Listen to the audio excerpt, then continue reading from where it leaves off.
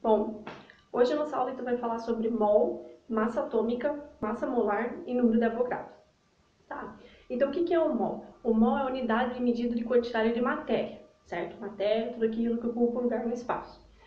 Pensa no mol como sendo a mesma relação entre dúzia, resma, tá? Por exemplo, você fala assim, uma resma de folhas, são 500 folhas. Uma dúzia de ovos, são 12. Então, o mol seria essa unidade de medida de matéria, tá? Massa atômica, mais pra frente eu vou entender melhor o mol. Massa atômica é o número de massa que você encontra na tabela periódica. Ele tem o símbolo A, que a gente já viu anteriormente ali, quando a gente descobriu o A, o Z, o P, o N, o E, né? Massa, número atômico, o prótons, nêutrons e elétrons, tá? Então, onde que eu localizo isso? Isso vai estar na tabela periódica, você tem que olhar onde está escrito legenda, na tua tabela, e ver onde que é o númerozinho da massa. Geralmente ele é o número maior, entre massa e número atômico ele é o maior. Então, do sódio eu coloquei aqui 23, o cloro 35,5. Dois exemplos, tá? Porque o Na significa unidades de massa atômica, ou só o U a gente usa. Então, aqui para falar do Na, eu ia olhar isso aqui na tabela e ia colocar que o Na é 23U, tá? E o cloro 35,5U. Isso é a massa dele atômica.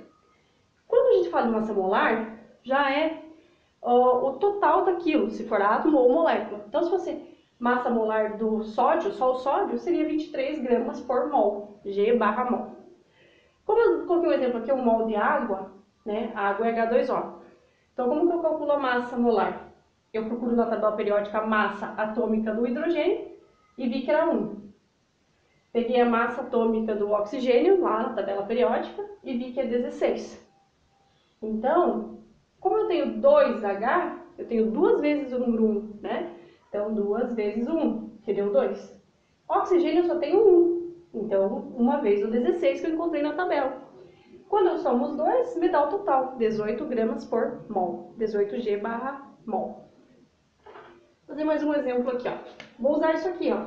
Então, se eu quiser saber do sódio, o cloro, ou seja, do cloreto de sódio, né, que é o sal de cozinha, eu ia ver na tabela que o Na é 23 e o Cl é 35,5. Por que aqui eu não vou multiplicar? Porque eu só tenho um Na e um Cl, então eu já vou somar direto, que vai me dar 58,5 gramas por mol, tá? Então, mol, massa atômica e massa molar. A gente já vai ver agora, então, o número de Avogadro. Bom, número de Avogadro também chamado de constante de Avogadro. Então, ele vai ter essa relação ali, 6,02 vezes 10 a 23 átomos ou moléculas, tá? Para você fazer um mol de alguma coisa. Por exemplo, quero saber quantos átomos tem um mol do elemento hidrogênio. Um mol tem quantos átomos? 6,02 vezes 10 a 23 átomos. Eu quero saber um mol de água, que é uma molécula, né?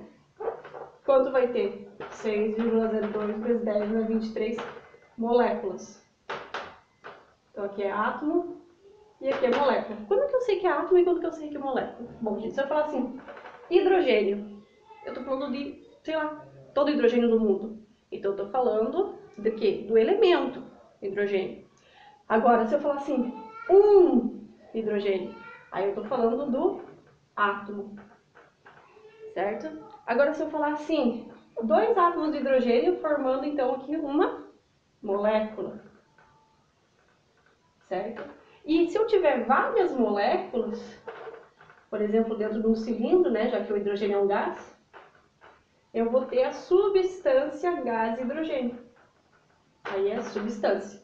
Então, átomo é quando é um elemento sozinho, vamos dizer assim. E molécula é quando ela está formando mais de um elemento junto, ou o próprio elemento repetido mais vezes, ok?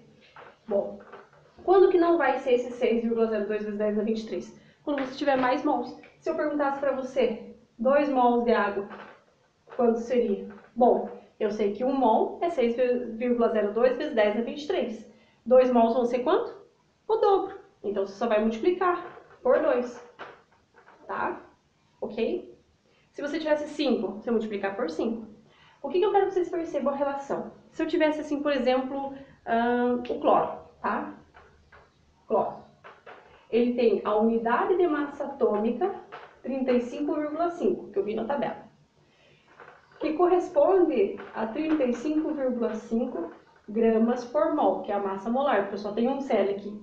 Se eu tivesse Cl2, a unidade de massa atômica era 35,5, mas aqui eu já ia ter que multiplicar por 2, né, para eu ter a gramas por mol, certo? O que mais que eu tenho que perceber? A unidade de massa atômica. Ah, tá. E um mol Um mol de cloro, de Cl, tem quantos átomos? 6,02 vezes 10 na 23 átomos. Tá? Então, essa é a relação que eu tenho que perceber. Bom, aqui eu tenho, então, massa molar e o número de Avogadro, né?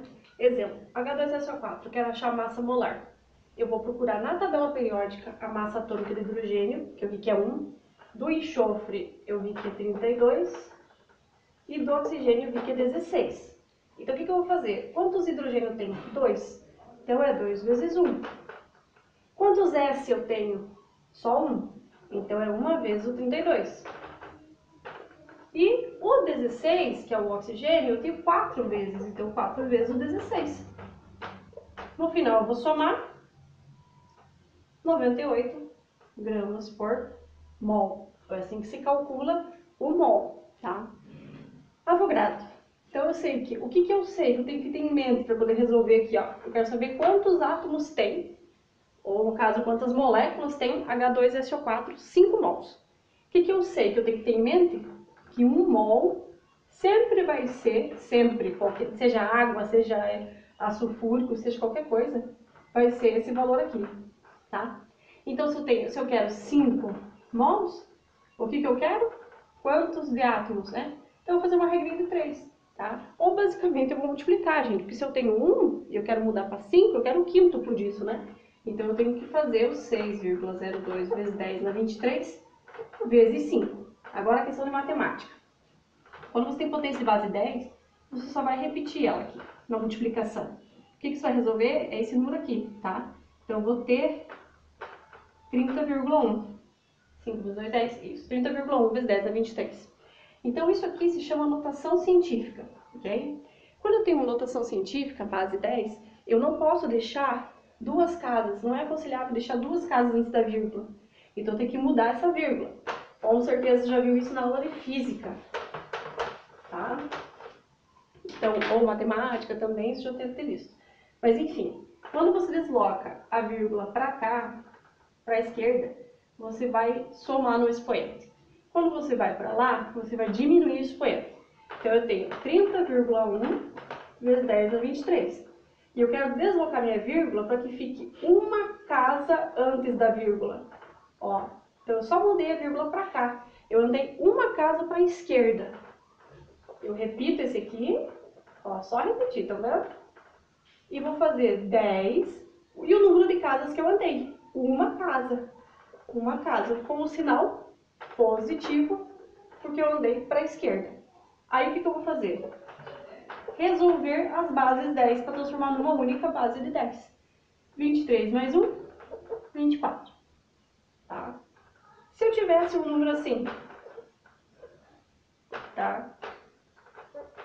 Como que eu ia fazer? Eu tenho que deixar uma casa antes da vírgula. Professora, já está. Mas ela é 0, ela tem que ser compreendida entre 1 a 9. Então, qual que é o próximo número perto de entre 1 e 9? É o 6. Então, vai ficar 6, vírgula. Vírgula o quê, professora? Não tem nada. Nada é o 0. Vezes 10 na 5, que eu repito.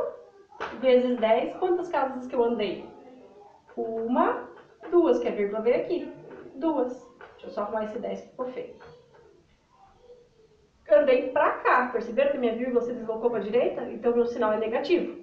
Repito 6, uma base de 10 só, resolvo o expoente. 5 tira 2, 3. Essa seria a resposta. Tá? Espero que vocês tenham compreendido e qualquer dúvida, deixa no comentário do vídeo para a professora poder fazer o próximo vídeo revisando as dúvidas de vocês. Boa semana!